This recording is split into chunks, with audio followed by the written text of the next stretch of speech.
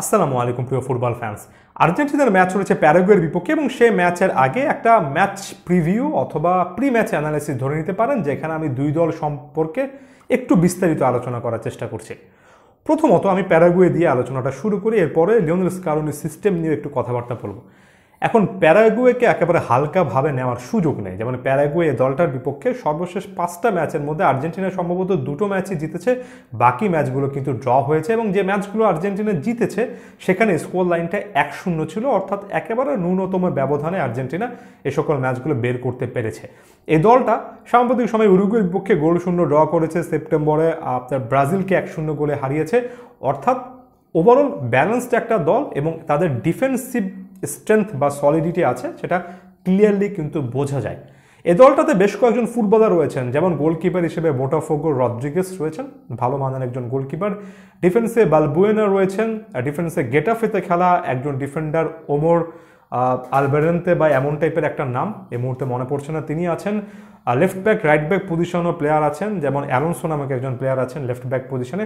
আপনি যদি মিডফিল্ডে আসেন তাহলে সেখানে পরিচিত একটা মুখ রয়েছে, ডিয়েগো গোমেজ রয়েছেন, যিনি কিনা ইন্টার মায়ামিতে লিওনেল মেসির দলের হয়ে খেলেন। আরেকটি যদি সামনে এগিয়ে যান সেখানে আপনি অভিজ্ঞ একজন ফরওয়ার্ড মিগুয়েল অ্যালমিরনকে পাবেন, যিনি কিনা নিউক্যাসল ইউনাইটেডে আছেন। নটিংহাম ফরেস্টের জার্সিতে ভালো খেলা আরও একজন ফুটবলার রয়েছেন সোসা নামক। এর পাশাপাশি ব্রাইটনের এনসিসও আছে। অর্থাৎ বেশ কয়েকটা পরিচিত নাম কিন্তু আপনি এই দলটার মধ্যে খুঁজে পাবেন। এখন এ দলটা নতুন যে কোচ নিয়োগ করেছে, যে কোচের অধীনে সাম্প্রতিক সময় ওই যে ব্রাজিল এবং উরুগুয়ের বিপক্ষে একটা একটু হলেও বেটার আউটকাম এসেছে, সেই কোচটা নামটা হচ্ছে গুস্তাভো আলফারো। সে কোচের ক্ষেত্রে একটা ফানি জিনিস হচ্ছে, আমার কাছে মনে হয় লিওনেল স্কালোনির বয়সটা যতটুকু বাড়বে, আস্তে আস্তে যদি চুল পাকা শুরু করে এবং তার যদি স্বাস্থ্যটা একটু ভালো হয়, যদি একটু মোটাসোটা হয়, তাহলে দেখতেও হয়তো অনেকটা প্যারাগুয়ের এই কোচ গুস্তাভো আলফারোর মতো রাখবে। আপনারা একটু সার্চ করে দেখে নিন এই জিনিসটা। আচ্ছা, যাই হোক, আর্জেন্টাইন কোচ গুস্তাভো আলফারো এর আগে অনেকগুলো কনমেবল অঞ্চলের দলকে কোচিং করিয়েছেন। ইকুয়েডরের কোচ ছিলেন, কোস্টারিকার মতো জাতীয় দলেরও কিন্তু একটা সময় কোচের দায়িত্ব পালন করেছেন এবং অভিজ্ঞ একজন কোচ, যে সময় যে কোনো দলকে নেতৃত্ব দিয়েছেন।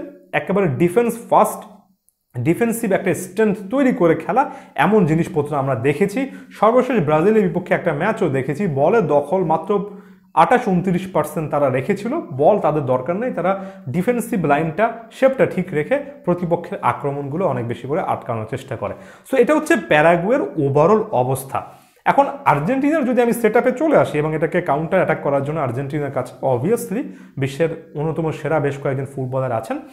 তবে এই মুহূর্তে স্কালোনি যদি কোনো একটা জায়গা থেকে একটু হলো ডাউটে ভোগেন, এখানে ডাউট বলতে আমি নেগেটিভলি বোঝাচ্ছি না, ট্যাকটিক্যাল ভিউ পয়েন্ট থেকে এটা নাকি ওটা এমন টাইপের যদি কোনো একটা সিদ্ধান্তহীনতায় ভোগেন, সেটা শুধুমাত্র একটা, এবং এটা ভালো একটা জিনিস, শুধুমাত্র একটা জায়গায় স্কালোনির কনফিউশন আছে, সেটা হচ্ছে তিনি ফাইনাল থার্ডে 3 জনকে একসাথে খেলিয়ে স্টার্টিং এটা কি 4-3-3 বানাবেন, নাকি তিনি এক্সট্রা একজন মিডফিল্ডার খেলাবেন 4-4-2 ফরমেশন, যেটা তার গো টু ফরমেশন, সেটা দিয়ে তিনি শুরু করবেন। এখন 4-3-3 হোক 4-4-2 হোক না কেন, মাঠের মধ্যে শেপটা কিন্তু কমপ্লিটলি ডিফারেন্ট পার্সপেক্টিভের ব্যাপার। অর্থাৎ আপনি স্টার্টিং লাইনআপে যা দেখছেন সেই পজিশন অনুযায়ী সবাই যে মুভমেন্ট করবেন, ব্যাপারটা এমন নয়।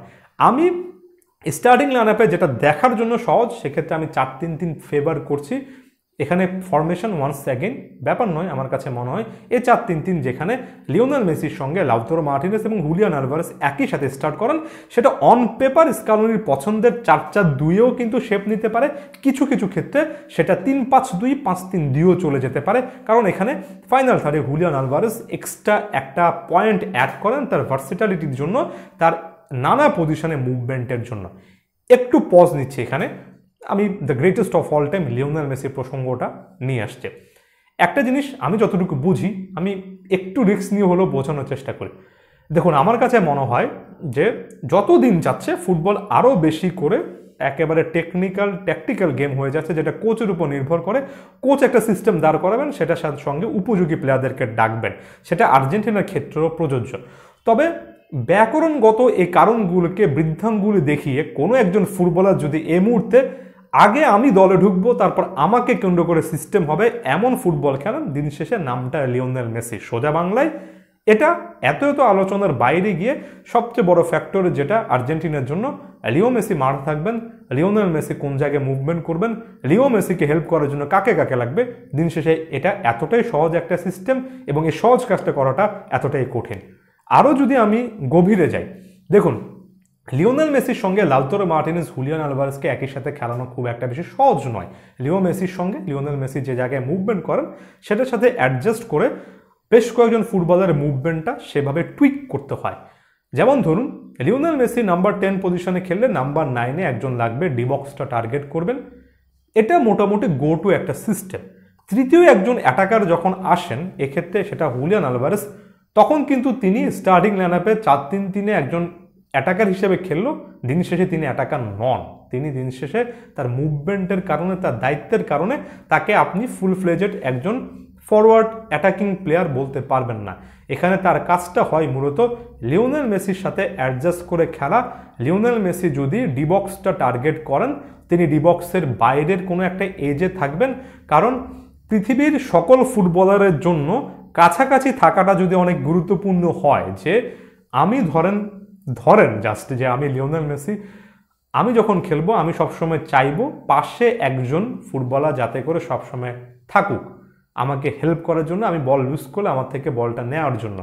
এখন এটা সব সময় কিন্তু লিওনেল মেসির ক্ষেত্রে খাটে না, বরঞ্চ অধিকাংশ সময় উল্টা জিনিস খাটে। লিওনেল মেসি চান তার আশেপাশে প্লেয়াররা না থাকুক, কারণ লিওনেল মেসি কাটিং করে ভেতরের দিকে ঢুকবেন, লিওনেল মেসি এই মুহূর্তে ড্রিবলিং করবেন, লিওনেল মেসি এই মুহূর্তে স্পেসটা চান।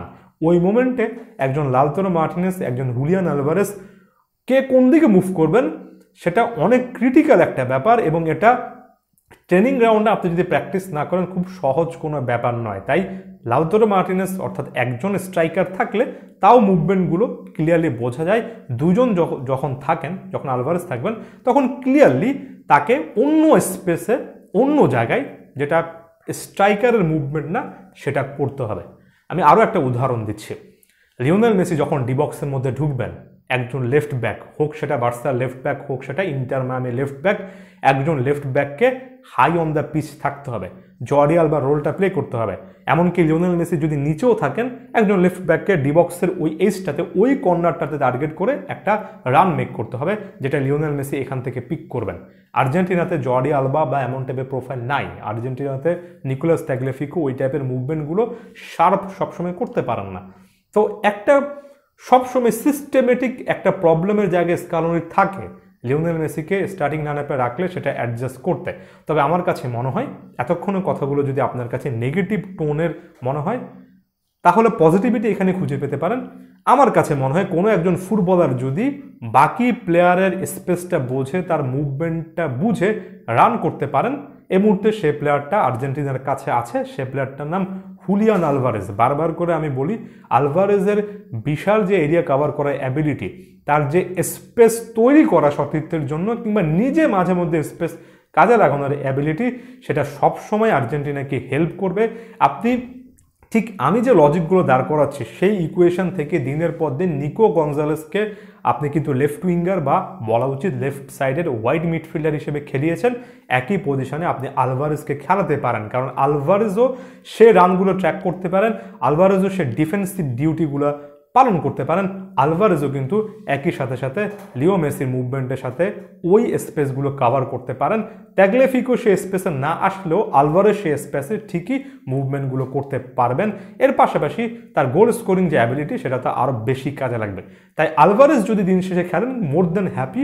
তবে আলভারেজকে আমি সেক্ষেত্রে একেবারে left wing forward, left winger সেই হিসেবে দেখবো না। আমার কাছে মনে হবে যে লেফট সাইডে ওয়াইড মিডফিল্ডার হিসেবে অনেকটাই নিকো গঞ্জালেসের আরেকটু অ্যাডভান্স ভার্সন, আরেকটু better version I should say, যার ফাইনাল থার্ডে অ্যাক্টিভিটি একটু বেশি, যিনি অ্যাটাকিং প্লেয়ারটা আরেকটু বেশি আনবেন, এমন একটা প্রোফাইল হবে। এবং আর্জেন্টিনার জন্য এই মুহূর্তে এই জিনিসটা দরকার। হুলিয়ান আলভারেজ আছেন বলে একই সঙ্গে লাউতারো মার্টিনেজ, লিওনেল মেসির পাশাপাশি হুলিয়ান আলভারেজকে খেলানো যায়। হুলিয়ান আলভারেজের মাধ্যমে লাউতারো মার্টিনেজও কিন্তু দলে একটা জায়গা নিশ্চিত করতে পারেন, যেটা আসলে তিনি যোগ্য একজন লোক, যিনি কিনা সাম্প্রতিক সময় আর্জেন্টিনা জার্সিতে বেশ ভালো পারফরমেন্স করেছেন। বেশ কয়েকটা ইকুয়েশন সবসময় থাকে, এমন টাইপের হিসাবপত্র সবসময় কোচকে মেলাতে হয়। তবে দিন শেষে এটা একটা ভালো লাগার জায়গা যে আর্জেন্টিনার কাছে অপশন কিন্তু আছে, যে আপনার কাছে যদি মনে হয় যে আপনি কোচ হিসেবে যে আপনি আলভারেজকে নামিয়ে সেই রিস্কটা নেবেন না, আপনি দুজনকে শেষ পর্যন্ত ফাইনাল থার্ডে রাখবেন, এক্সট্রা একজন মিডফিল্ডার খেলাবেন, সেক্ষেত্রে জিওভানি লো সেলসো একটা ভালো অপশন হতে পারে। আপনার কাছে যদি মনে হয় সেকেন্ড হাফে আপনি আরেকটু বেশি করে এক্সপ্লয়েট করতে চাচ্ছেন, আরেকটু কন্ট্রোল নিতে চাচ্ছেন, এবং সেটা নিতে নিতে আপনি আরেকটু বেশি করে প্লে মেকিংগুলো করতে চাচ্ছেন, নিকো পাজ ওয়ান সেকেন্ড অনেক ভালো একটা অপশন।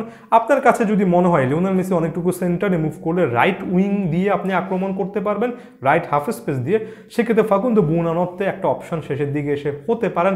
আপনার কাছে যদি মনে হয় লেফট উইং দিয়ে আপনি আক্রমণাত্মক ফুটবল এই মুহূর্তে খেলে একটা গোল আদায় করে নিতে পারবেন বা চাইবেন, সেক্ষেত্রে আলেহান্দ্রো গার্নাচো একটা অপশন।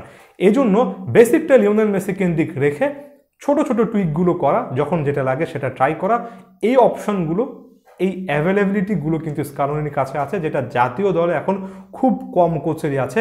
আর্জেন্টিনার এই স্কোয়াড ডেপথটা কিন্তু ভালো লাগার মতো। এখন দেখা যাক স্কালোনি এটাকে কেন্দ্র করে কেমন প্ল্যান করেন। ওয়ান সেকেন্ড বলিভিয়ার মতো এবারও একটু আক্রমণাত্মক মানসিকতা আসলে আশা করছি। হয়তোবা প্যারাগুয়ের ডিফেন্সিভলি বেটার, আরেকটু বেশি লো ব্লক ডিফেন্স করবে। বলিভিয়ার মতো এতটা স্পেস আর্জেন্টিন প্লেয়াররা পাবেন না।